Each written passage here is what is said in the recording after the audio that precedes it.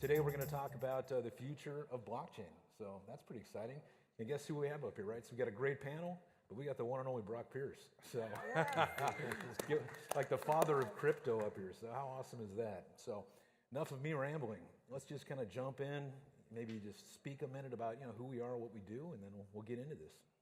So I am Barbara Bickham. I am the founder and CTO at Trail Ventures, and we do strategic blockchain advisory at the technical level.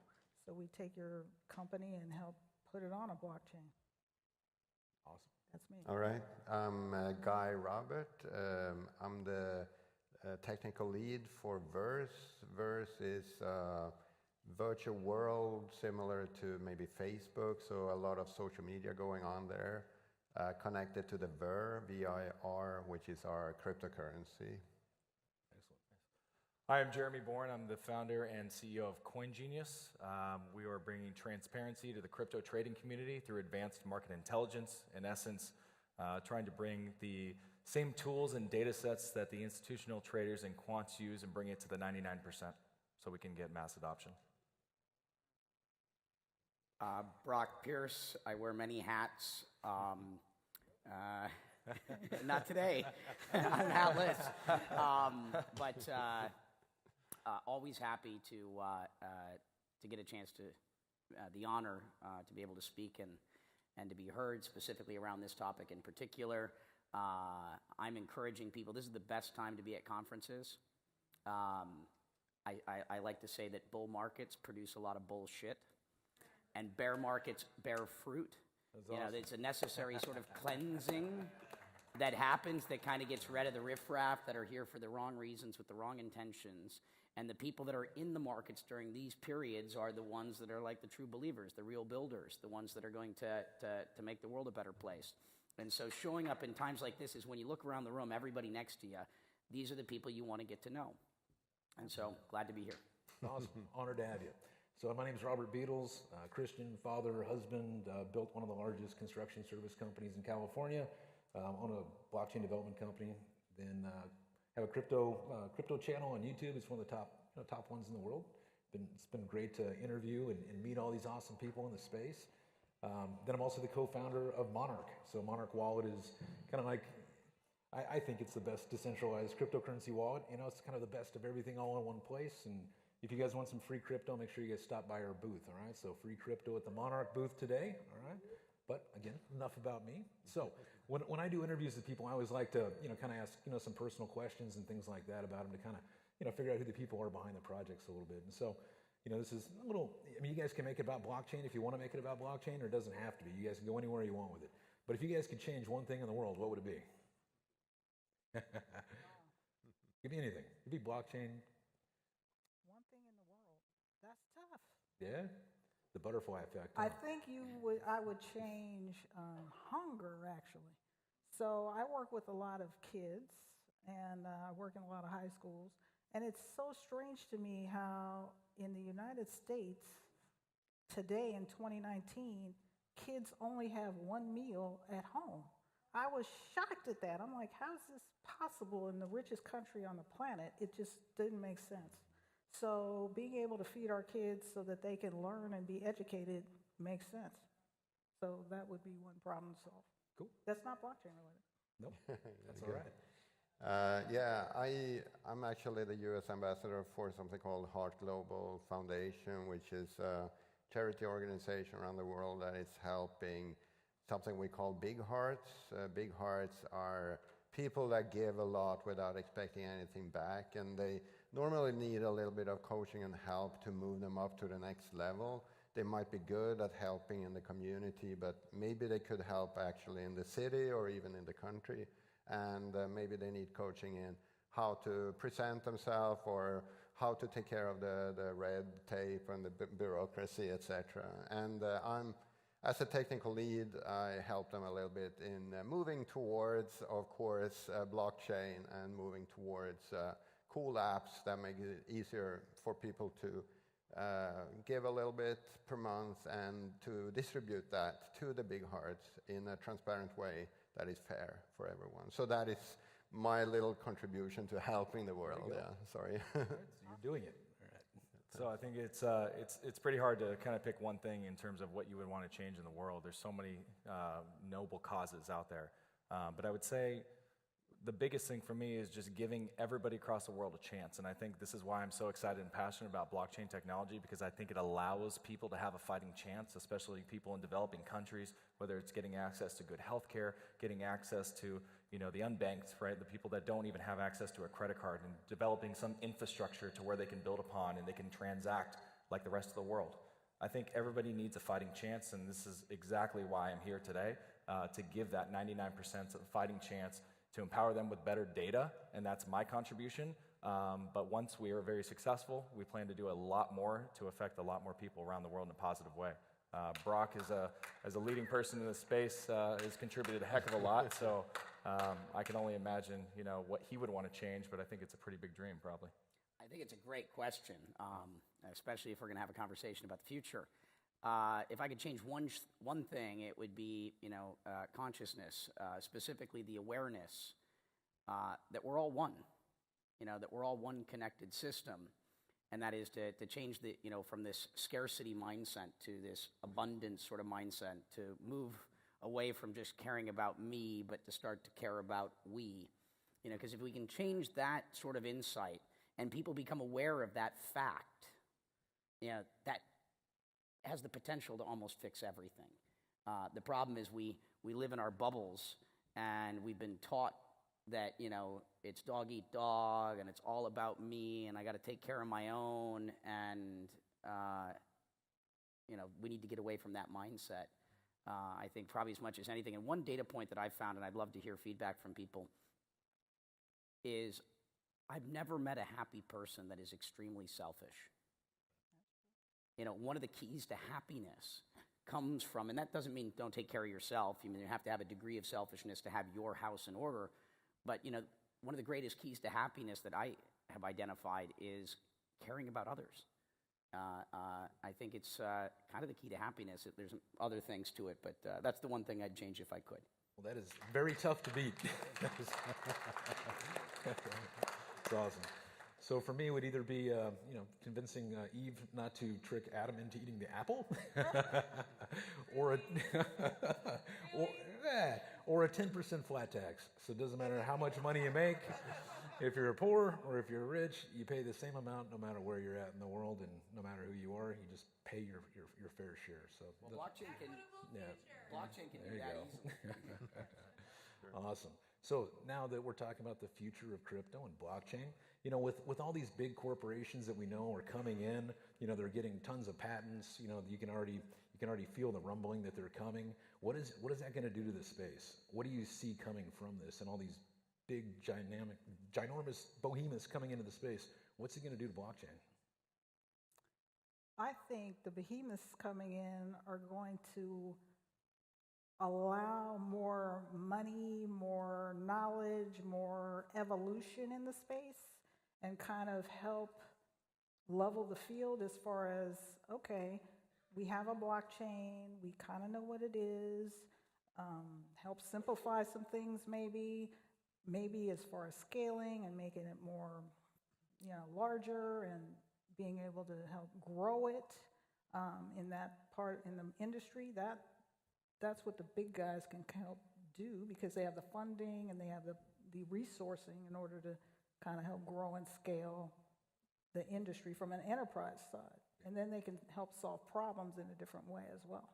Gotcha. What do you think, Guy?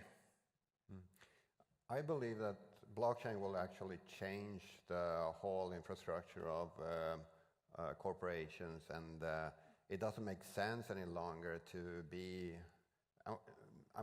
you won't see in the future really the crazy big corporations that you have today because of blockchain and because of the international cryptocurrency, and because of you can't really lean towards your own regulation in your own country any longer because you're a global player around the world.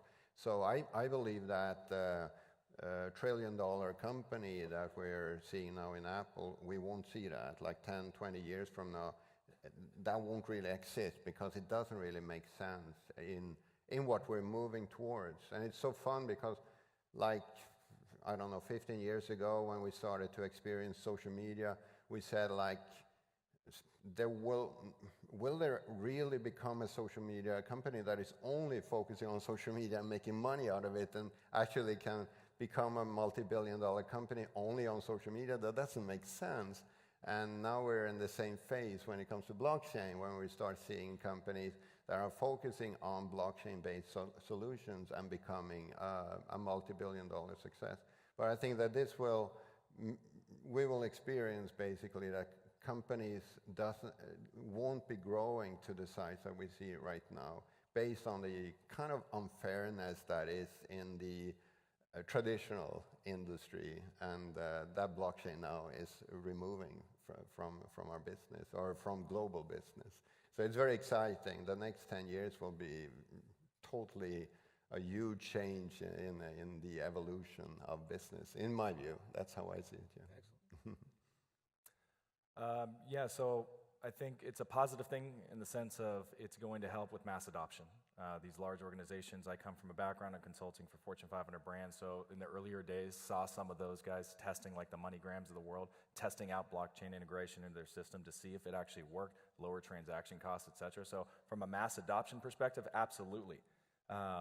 Because at the end of the day, mass adoption will occur, and I think everybody in the room probably agrees with this, when you don't realize that you're using blockchain as a protocol underlying to what you're doing as the action, that's when you're going to see the mass adoption. The antithesis of that is specifically as an organization moving into the space and adopting blockchain technology and getting to that mass adoption. Are we, as a ecosystem, sacrificing the true decentralized nature of what this is in blockchain? Because now you have these centralized bodies and these large companies that are adopting blockchain and getting everybody to use them. So that's a question, something that is definitely a possibility. Agree with everything said here. I think the big companies coming in is great for the ecosystem. Specifically, the groups that probably matter the most right now are Telegram, Facebook, and JP Morgan. They do a couple of things for us. One, we, the early entrepreneurs that have been working on this stuff for, call it 10 years, the stake, or what's at stake, has gotten very big, and the stakes are very high. And these large organizations provide us with a great deal of air cover. It's the sort of air cover that we need just at the moment, that we need it most, which is demonstrating that it's not just a bunch of young sort of revolutionary disruptors, but big companies that are respected, agree with some of what we're doing. We have a hard time defending ourselves, but when Jamie Dimon is out there saying, no, this stuff's legit, it does provide us with a very big layer of protection. Will it be successful? Probably temporarily, because the world goes from A to B to C to D. It's not like we just go from centralized to decentralized. There's going to be a lot of hybrid sort of periods in here, and a lot of evolution. I do think that, yes, it ends with, you're not going to have trillion-dollar companies unless they're truly decentralized trillion-dollar ecosystems with decentralized governance. But you're not going to end up with trillion-dollar centralized organizations, I think, in the distant future. Right. But in the near term, there's this transition. And from my perspective, I don't want to see us take out, call it the big incumbents, with our, guns and spears, because that's what leads to revolution. I encourage us to create a win-win scenario where the old and the new can win together. The old and the new can evolve together, because that's a much more peaceful outcome for everyone. I much prefer let's avoid revolution and let's evolve together. That's awesome. I love listening.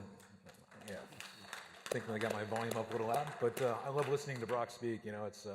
It's amazing hearing you talk. So, with the internet right now, it's like 80% centralized, right? 80% controlled, by like Googles and people like that. Blockchain can do a lot, if done right, to decentralize the internet, possibly, right? But what do you think about like the central banks? Did we create, or did they open Pandora's box with cryptocurrency? Do you worry about them, maybe just forcing their cryptocurrencies down our throat to where we can only use their currencies. They get introduced to populations that don't know what crypto is. They start using it. They start eating it. Next thing you know, it's frozen. They can't use it. Do you see this happening, or do you see things like Bitcoin, basically taking center stage and people embracing it, especially when we're like the 1% here of people that actually use or know about cryptocurrency and the rest of the world doesn't? Do you think that we have something to worry about with these central banks, or do you think Bitcoin's going to prevail? I think yes to all of it. It's all going to happen. But we're already seeing it with, take Venezuela.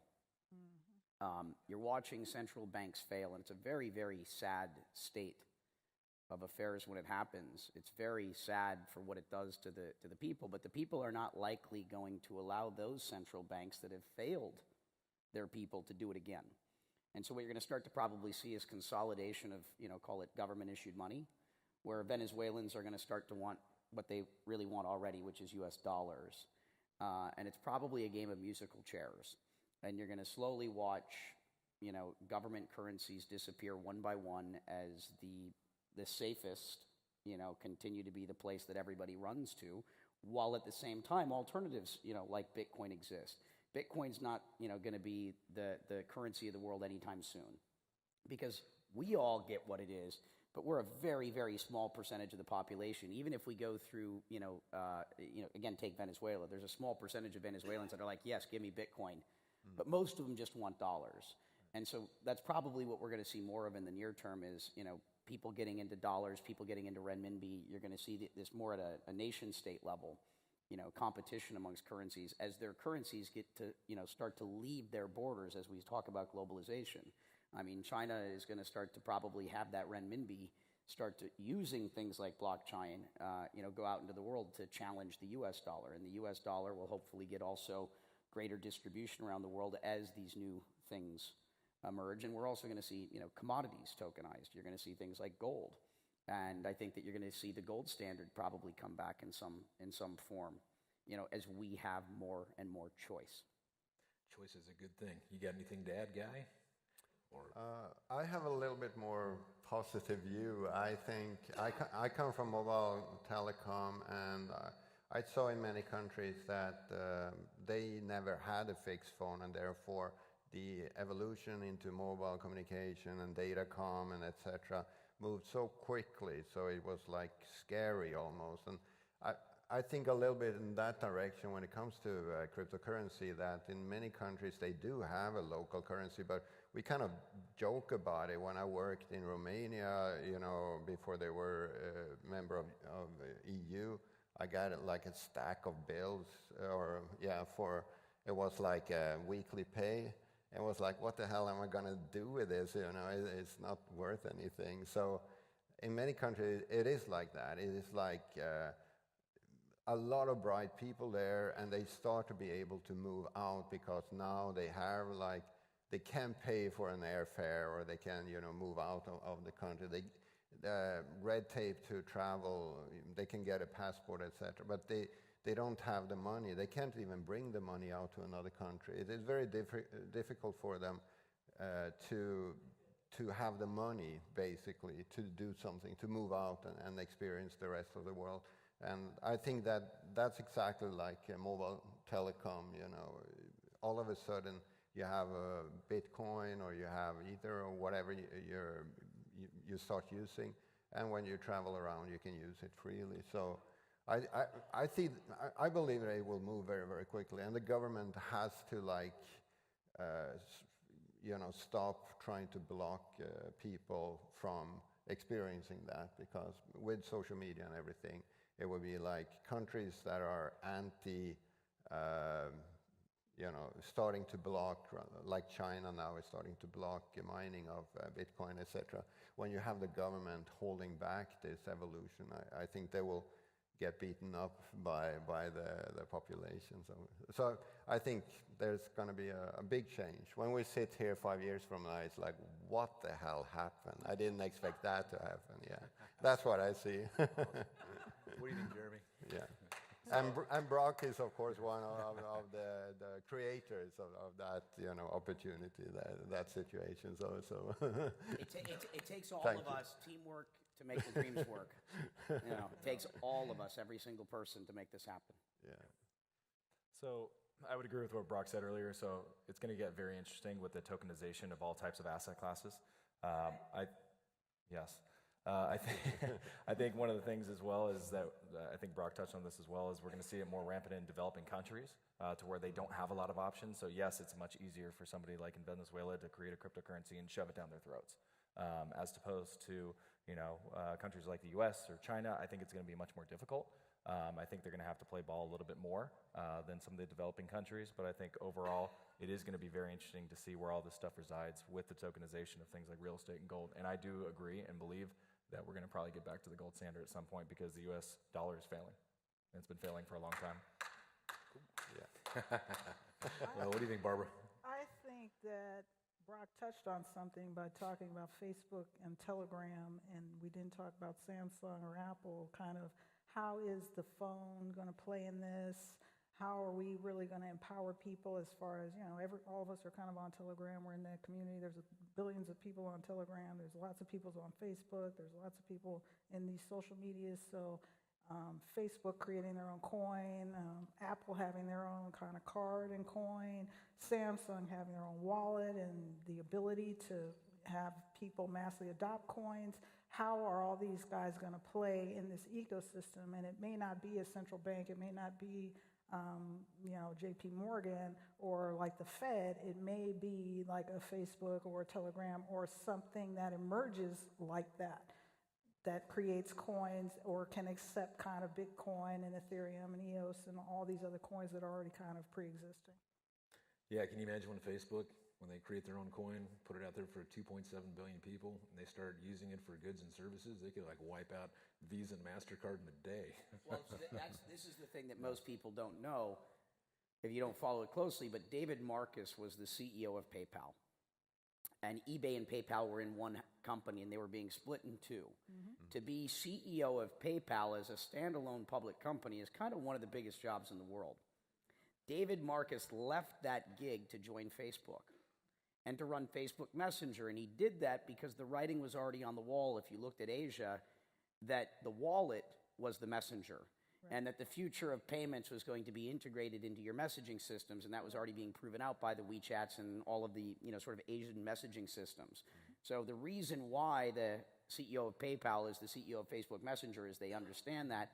And I think that what they're doing is going to be less threatening to most of the entrepreneurs in the room and more threatening ultimately to the banks, because they still are going to be playing a very regulated game. They're going to be like half crypto companies, half traditional companies that are going to drive mass adoption, and they're a bigger threat, less of a threat, I think, to most of our startups, and more of a threat to the JP Morgans, Visas, and MasterCards of the world. Absolutely. Yeah, it's going to be something. I've been talking about it for about a year and a half, 2 years. Even if you think about like Amazon, Sure. Like if Facebook could turn that on, now you got 2 billion people. How do you compete?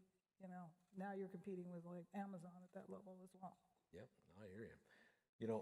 Last year before, we saw this huge craze with ICOs. Some can say it was good because it, drew more awareness to the space.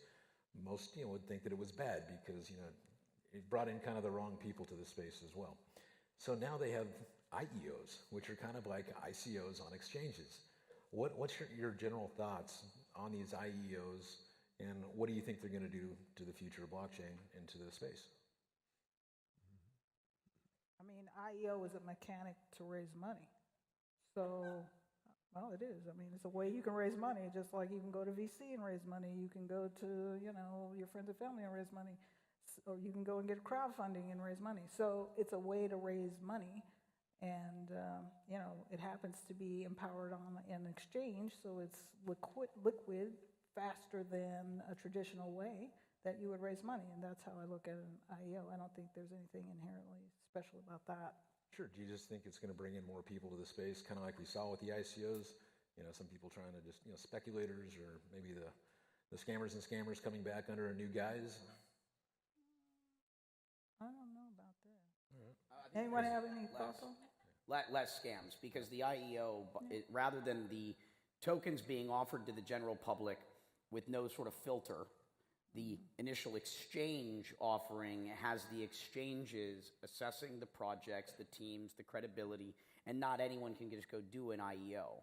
With the ICO, anyone that wanted to go build one could. Now you need to get Binance or you need to get Bittrex to sign off on it, and I think they're not going to be perfect filters, but they're going to be better filters than call it the general public. And they don't want scams on their platforms. They don't want the reputational risk that comes with it. And the size is much better. I mean, you're seeing like average IEOs are now like $7 million, which is probably more in line with what a team of developers need to launch a product. It's a lot less Lamborghinis for everybody. But I don't think the scammers are going to get through. The scammers are, there might be some that get through because there've been a couple of professional shops, Quadriga, et cetera, where people really, create fake identities, cover up their criminal records. I mean, and there's a few of these guys that will, get through those channels, but generally, most scammers do get caught, by a good due diligence sort of process. It should be caught. And if the exchanges get a good process in place, projects will fail. You'll still have lots of people lose lots of money, but it's not going to be because of scams most likely. No, exactly. 9 out of 10 businesses fail. Crypto's no different, right? So, anything you want to add, Jeremy? Yeah, no, I would agree. I think it's really good for the space, to your point, just more realistic raise in terms of the capital. There is that filter on it, which is great, but I guess the question it comes down to is like, what is the actual legality of it, right? There's different jurisdictions that have different viewpoints on this. I think we talked backstage about, different organizations and exchanges. So I think it's going to be interesting to see how it pans out from that perspective. But luckily, I think like we had talked about in the past too, which is we're moving very quickly as an ecosystem in terms of blockchain and cryptocurrency. And I think the regulatory bodies, like Brock said earlier, are having a hard time catching up. So that's a positive thing. Awesome. So keep innovating. Anything you want to add? Yeah. Right. Let me, so if you compare it to an IPO that is country specific, based on country specific regulation, if you look at ICO, you see that is like you describe, it's like you just throw together a document and throw it out there, because cryptocurrency is not regulated by specific countries, it's a global currency. So therefore, you have the scammers, but even serious people didn't really know how to go about it, because you couldn't use basic country-specific regulation. So now you have the IEO, and this is actually the first time that regulation in some sort of way, self-regulation, is going hand in hand with a cryptocurrency, which is a global currency. So yeah, for that, I mean, this is actually the first time that we can go out with an IEO and we can actually launch a currency and have some sort of trustworthiness based on our own, because we have to be proud business people in the crypto area, or in our business. We have to say that country by country, you have to take care of your own shit. When it comes to cryptocurrency, we take care of it, because we are global citizens launching global currency. So isn't that right, guys? So, so based on that, I applaud to IO, and I'm very, very excited that finally we have a tool to do, to launch proper currencies, right? Awesome. And then I guess another thing that's really amazing in the space is security tokens. A lot of people realize the value that they bring. What's kind of your thoughts in general on, just them being implemented throughout the world, maybe the U.S. specific, like we just saw, I think it was Representative Davidson there, and I think it was Utah. He just put out a new bill that basically says, digital tokens, shouldn't be, even touched by the SEC. They're not bonds. So, what's kind of your thoughts there? Does it matter? Does it matter that, one representative is putting this bill out? Is it a good start? Does it matter that the U.S. is, really going to be, watching this closely, or should we just take it to other places where it's legal? So maybe just talk about security tokens in general. You want to start, or you want to start? Sure. All right, have at it. I did have the pleasure of, I think, creating the first security token, which was called BCAP.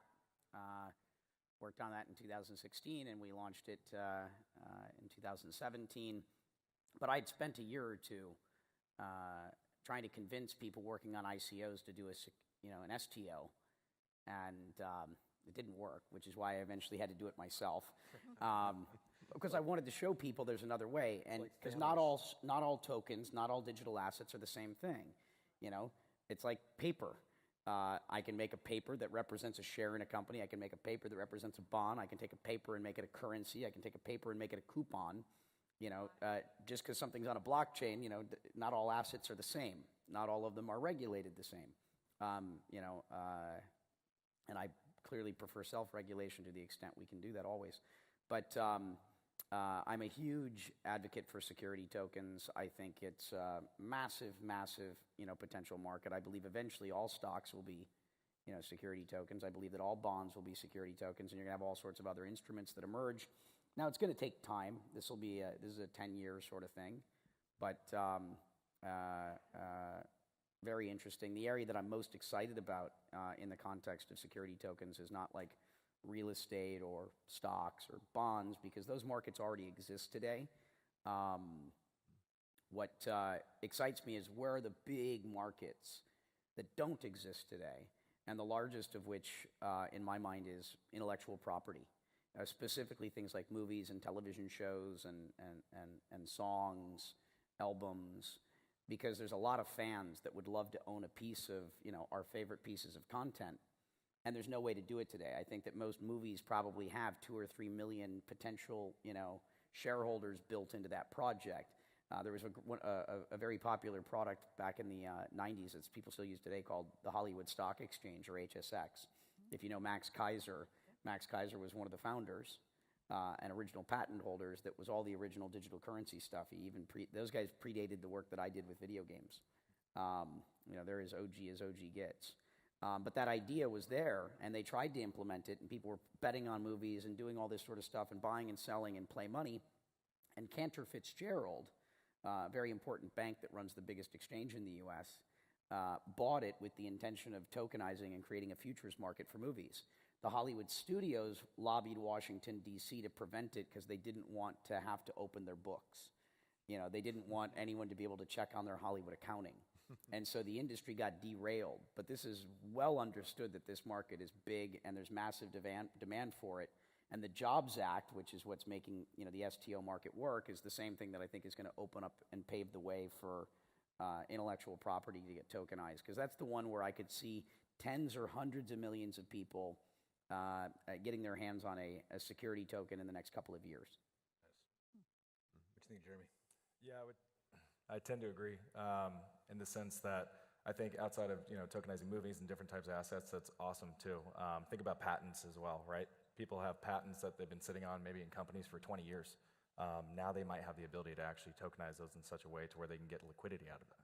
So it's actually worth something. Obviously, it gave them a competitive advantage, but as there's this proliferation eventually of security tokens and the tokenization of assets, why it's important to us specifically is because now that opens up the opportunity for us to analyze and forecast and create trends around different types of asset classes, including obviously security tokens, but other types of industries. So I think that's for us gets really exciting because people still need the same level of data and analytics that they have for the traditional equity space or the cryptocurrency space. They're going to need that for security tokens because it's a whole nother beast. So we're pretty excited about the future. Awesome. Guy, you got anything you want to add? Yeah. I can maybe throw in there that with the traditional securities, the speculation is like incredibly high. Everybody is doing their analytics and they're like trying to beat the numbers, you know. But at the end of the day, it's just if you throw the dart and just select the security and just buy it, in many cases that is even better. But now the good thing with cryptocurrency and securities based on crypto is that now we can combine that with, of course, dApps and with AI and everything. So here we will see that when you do an investment in a security, crypto-based security, you will actually have cool tools where you can, before you do the investment, you can understand so much more about what you're really jumping into. And it will be like an equalizer between different countries. So even if you sit somewhere, in Africa and you're sitting on your cell phone out somewhere and you're investing in the security, you have the same kind of intelligence and knowledge that you would have if you were sitting in Silicon Valley or in New York. So lots of stuff is happening around that. So I'm very excited about, the kind of high-level knowledge and the decentralization of the intelligence also, not only the actual ledger and information, but actually the intelligence are also being decentralized and giving equal opportunity to everybody. So that's cool. Very cool. All right. Barbara, what you got for us? Well, could you do a security token for like water or energy? We had a lot of fires here, and the electric company had a problem about, who really had the issue, and maybe the community comes together and that becomes tokenized, and you can kind of own a part of the energy, or you can own a part of the water, or you can own the part of the recreation of something that's kind of been devastated, because that's your community and that's, where you want to deploy your powder, and then other people could come and help in kind of that community building as well. So that's a way to potentially use a securitized token offering as well. Awesome. Very cool. And then, the market's really dropped a lot over the past, year or two. And so it's kind of created this bear market and kind of this bear sentiment that we've seen. But what we recently saw was one person came in and bought, basically $100 million worth of crypto across 3 exchanges.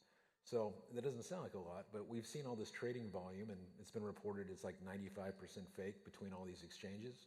But we actually saw the market cap, shoot up quite a bit, up to like 191 billion or something, down from like 130, because $100 million of real money actually came into the space. So I guess what I'm asking is, with these big players coming in, what do you think? Do you think they're going to be using like exchanges to bring the money in, or other methods? And what do you think it's going to end up doing to the market cap for everybody that's wondering, how much longer do I hodl? Yeah, that's a good question, in the sense that there's not a lot you can do to track things like OTC trades. I mean, there's some mechanisms for that if they're willing to share the information. But people coming into the space and dumping $100 million, it's going to happen. The large institutions are going to distribute and deploy capital in the industry. So for us, it's about analyzing that, making sure that we understand, put our ear out to the public and understand across exchanges who those people are. To an extent, obviously, there's a lot of anonymous stuff that we can't track. But you can track wallet transactions and wallet IDs and see if it's an exchange that's deploying rebalancing across multiple exchanges. You can see, because it's an open ledger, so you can see where these transactions are coming from. If you saw this wallet on this other site, you can kind of put the pieces of the puzzle together to understand what's happening and who's trying to influence, and if there's any kind of nefarious activities associated with that. So for us, that becomes somewhat important, and the exchanges, as far as the KYC and understanding who's trading on the exchanges, I know that's very important to them as well. So I guess that's my thought on that. In real time? You're going to give that information in real time? We're going to try. Coin genius. Yeah. So anybody have anything they want to add? Brock? Yeah, sure. I rarely get into anything that sounds like price predictions, because it's really difficult to time the market. 6 to 8 weeks ago, I said that crypto winter is over, spring has come early, and I see groundhogs everywhere. And I did this because of a very specific piece of news that came out. There's a firm known as Cambridge Associates, not to be confused with Cambridge Analytics. But Cambridge Associates is the most important organization in the world for designing what's known as asset allocation. So if you're a major university, an endowment or a pension like CalPERS or CalSTRS, or a major insurance companies, like the largest holders of capital, the closest thing to the word of God to them is what Cambridge Associates says. Cambridge Associates says, here's how you should balance your portfolio, here's how the assets are supposed to be allocated, and if you work at one of these firms and you don't do what's suggested there, you might get fired. Your bonuses are likely tied to meeting their goals and objectives and your portfolio being balanced like that. This firm is very, very important. And if you're not a big fund manager, you probably never heard of them because they're not, like something that everybody understood.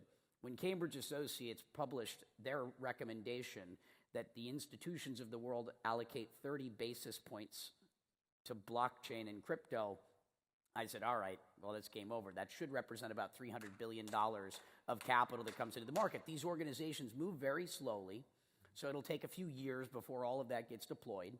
But this is our opportunity to front run, sort of the major institutions. The capital is coming. That report single-handedly is going to be responsible for the next bull market and what we see here in 2020 and the end of this year, more than anything else. We've seen only 10 or 20 major institutions come into the space. Now, Cambridge Associates has said you should have something in this. Now, it's really hard for traditional institutions to access this market. They can't just buy crypto. They have regulations and laws that require there to be, sort of custodial agents and all this sort of stuff. So we're still missing a lot of the necessary infrastructure. So it's going to, again, take some time, but this is a huge deal. And I feel pretty confident in saying that, spring has come early. Summer is coming. Very cool, very cool. As Game of Thrones, we get this Sunday, the final season. Winter is here for them. I love it. So we only got a couple minutes left, and I want to make sure everybody gets their info out so people can go and follow you on your different social media platforms. But I always like to end on either a funny or a serious question or something like that. And so this one here would be: if you could see any two people in the world, living or dead, fight in a cage, it could be a cage fight. Who would you want to see? This says a lot about a person to me.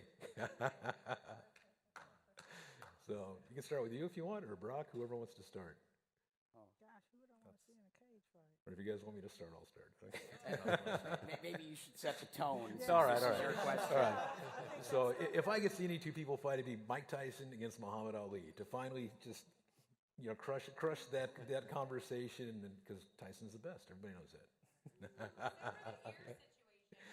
Yeah, not everybody has. Some people have off days. I'm chain agnostic, because I believe when people say my chain is better than your chain or my coin is better than your coin, maximalism in this space is the equivalent of religious fundamentalism,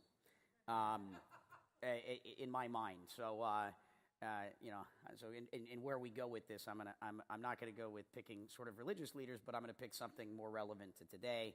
And I don't encourage anyone to fight. Our goal is to all get along and make the world a better place. Because I believe if anyone succeeds in making the world a better place, we all win.